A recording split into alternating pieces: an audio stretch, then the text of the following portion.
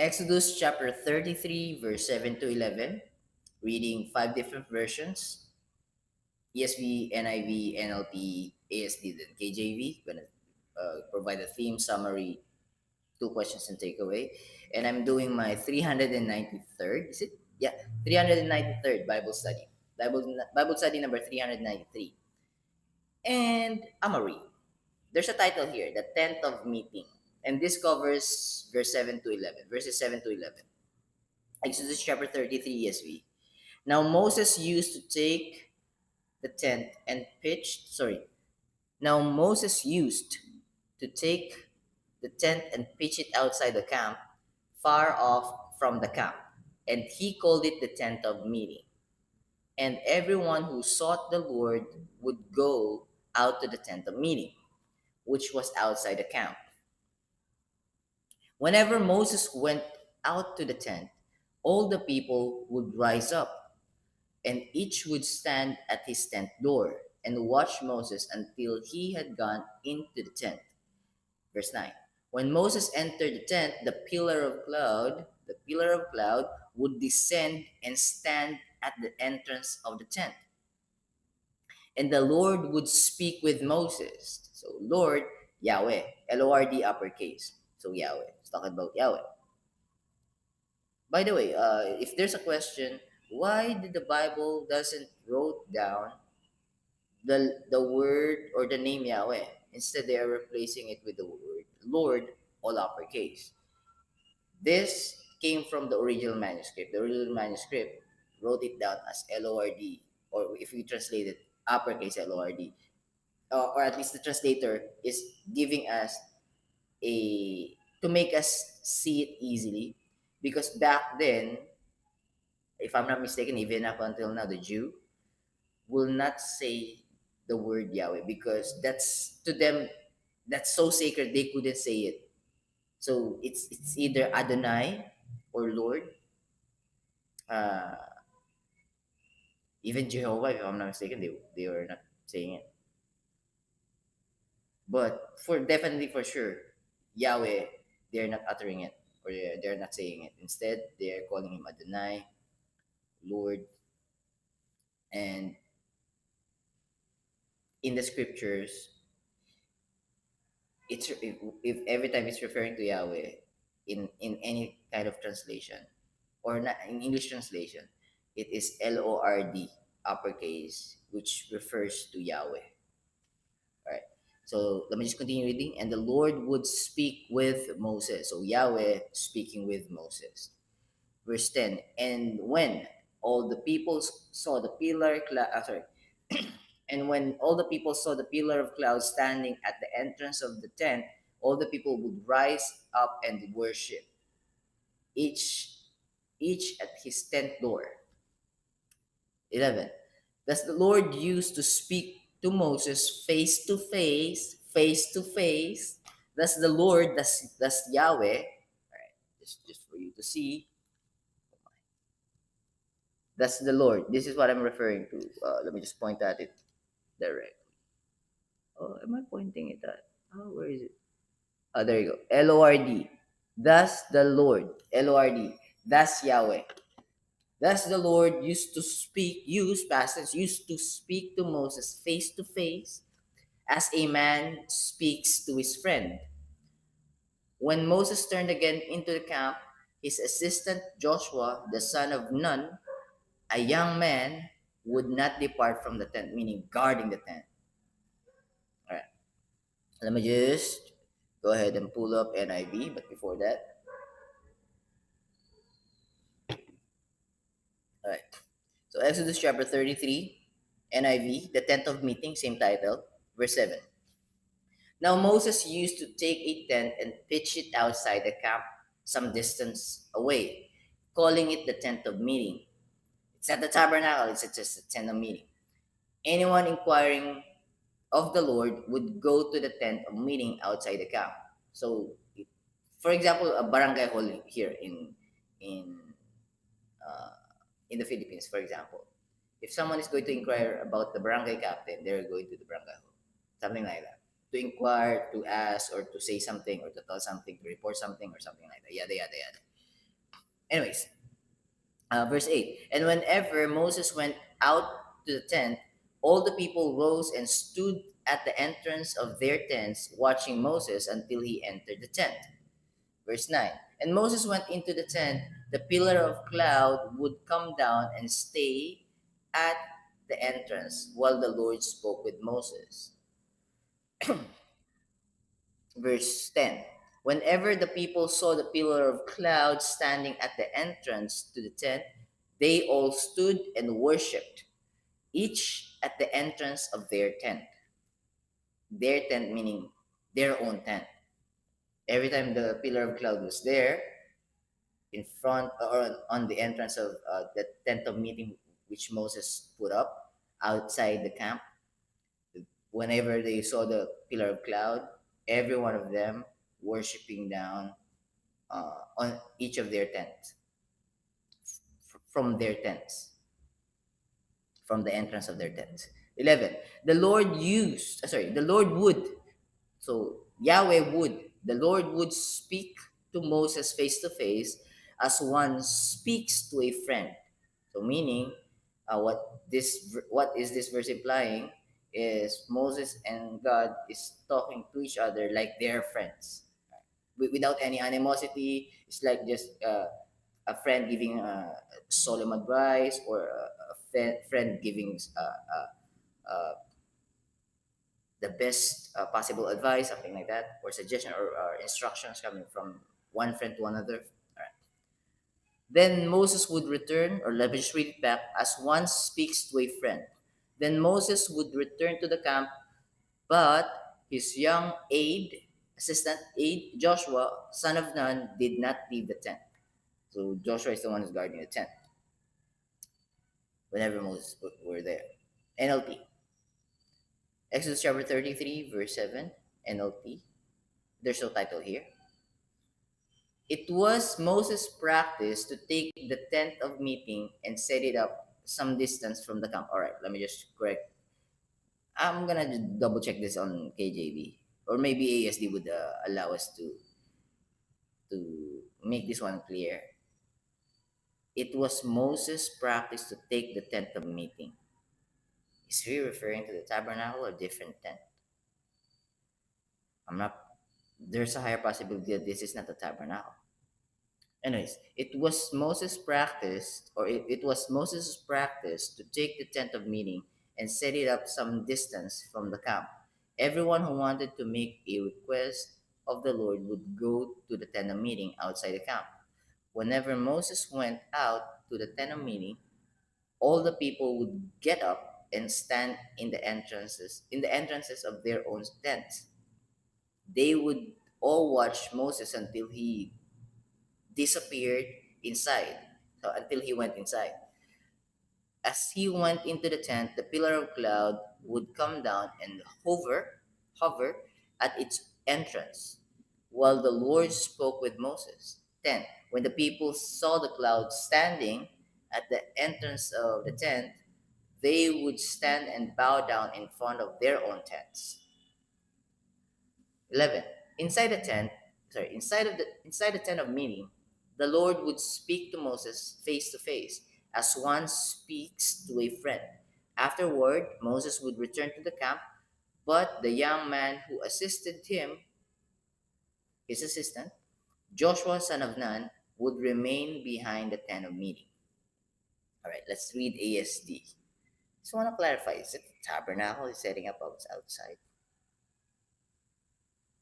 Exodus chapter 33, ang toldang tipanan.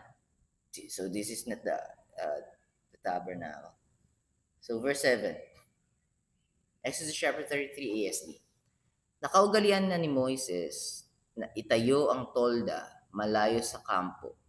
Ang toldang ito'y matatawag na toldang tipanan. Alright, this is not the tabernacle. Pumupunta sa toldang ito ang sino mang gustong malaman ang kalooban ng Panginoon, ni Yahweh. Panginoon, wala pa guys. Verse 8, sa tuwing papasok si Moises sa tolda, tumatayo ang mga tao sa pintuan ng mga tolda nila. Tinitignan nila si Moises hanggang sa makapasok siya sa tolda. 9. At habang naroon si Moses sa loob, sa loob, bumababa ang makapal na ulap sa pintuan ng tolda habang nakikipag-usap ang Panginoon sa kanya. So again, si Yahweh tinutukoy nila.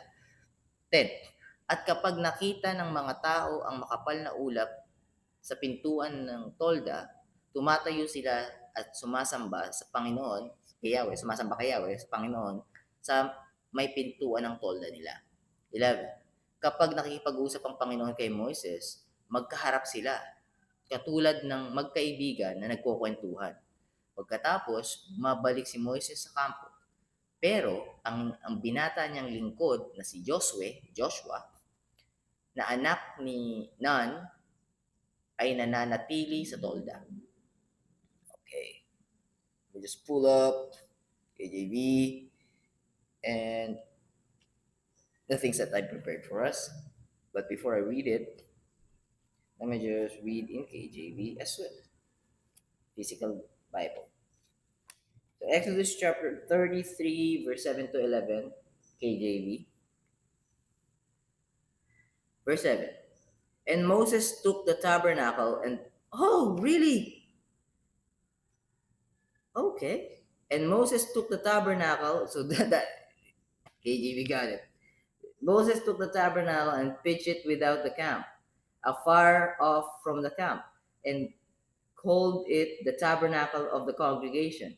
And it came to pass that everyone which sought the Lord, which sought Yahweh, went out unto the tabernacle of the congregation, which was without the camp. Verse 8. And it came to pass when Moses went out into the tabernacle that all the people rose up and stood every man at his tent door, and looked after Moses until he was gone into the tabernacle. Verse 9. And it came to pass, as Moses entered into the tabernacle, the cloudy pillar descended and stood at the door of the tabernacle. And the Lord talked with Moses. Verse 10. And all the people saw the cloudy pillar stand at the tabernacle door.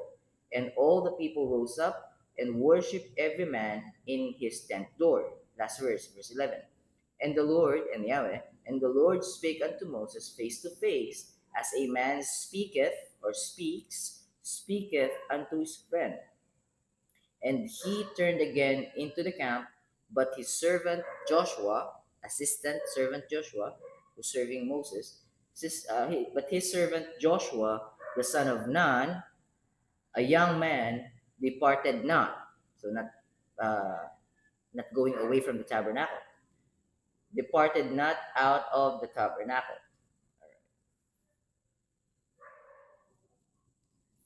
That's the reason why I keep on. I always misunderstood when if it's a tent of meeting, I should keep that in mind that it's referring to the tabernacle. All right. Anyways, meeting with God. So that's the theme. Summary: Moses regularly met with God at the tent of meeting in outside the camp.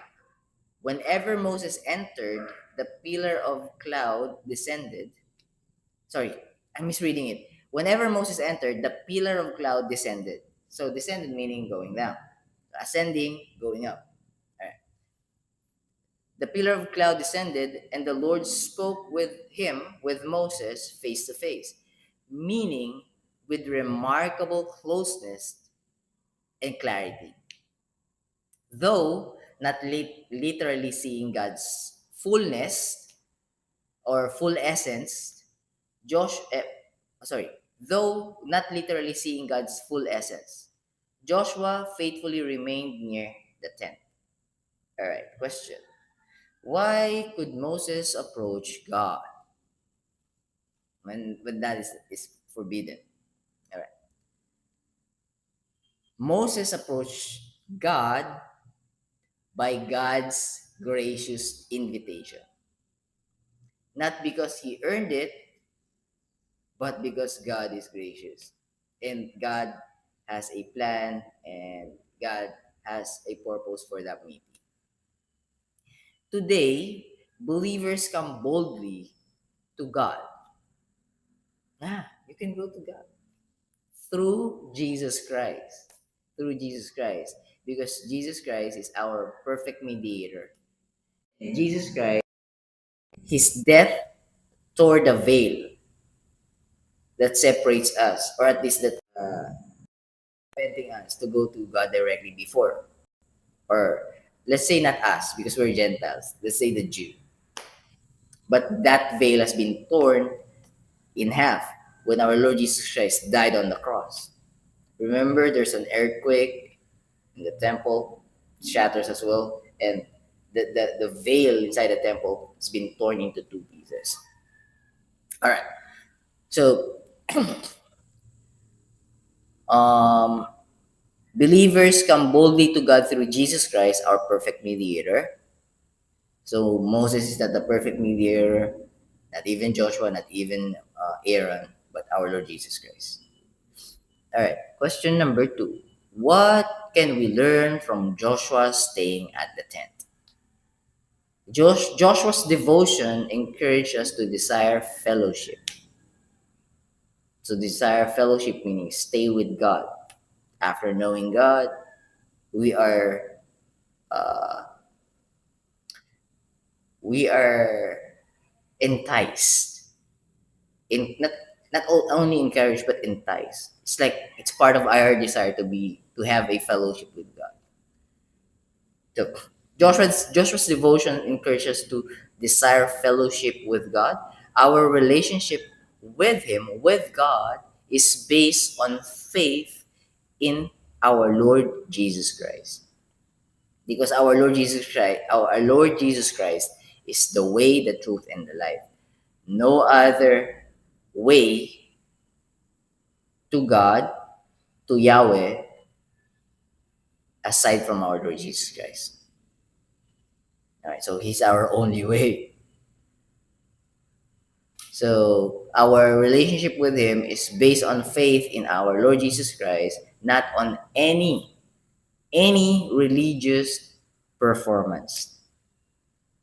Any religious acts will not uh, lead us to Yahweh. As being a good person will definitely not lead us to Yahweh, because in Yahweh's standard, in Yahweh's eyes, no one's good. No one's good. It has to be me giving you holiness, perfectness, and righteousness through the blood of my Son Jesus Christ. And that's the only way for you to be in my presence, to be allowed to stay in my presence. All right, takeaway. God desires fellowship with His people. His people, the believers. Not everyone is His people, because someone could reject the title of being a son of God, an adopted children of God. Meaning, wouldn't accept His given way. Who's God's given way? Our Lord Jesus Christ. Satan will not accept it. In Satan's mind, he thought he defeat Jesus Christ when Jesus Christ died on the cross. But Satan doesn't know it. Satan doesn't know the plan of God. He's not omniscient. In his eyes, he defeated Christ. But in God's eyes, in God's perspective, in God's point of view, his Satan has been defeated, death has been defeated. When I say death, second death, meaning people going to hell, the plan of Satan that all people goes to hell has been defeated. By what? By the blood of our Lord Jesus Christ. Because Satan knows if we dwell in our sins, if our sins are in us, we are his. But when our Lord Jesus Christ washed away our sins, Satan loosed his grasp toward us. He can only just feed lies into our thoughts, but the Holy Spirit will block those negative thoughts, or at least if those negative thoughts, intrusive thoughts, invasive thoughts got through us, the Holy Spirit, and make us fall short, the Holy Spirit will lift us up and will encourage us and give us strength to move on to and walk that narrow path or narrow road. When Satan is trying to offer a wide road where a lot of people is walking through right now. But anyways, God's desires fellowship with us, believers. Although Jesus Christ, in and through Jesus Christ, we have confidence that we could access God because of our Lord Jesus Christ. We have confidence that in Christ that we will be able to be with God because we are walking the way God Himself provided to us. All right, that's our Bible reading or Bible study for today. And yeah, I'm gonna see you tomorrow. God bless you. Keep safe. Bye for now.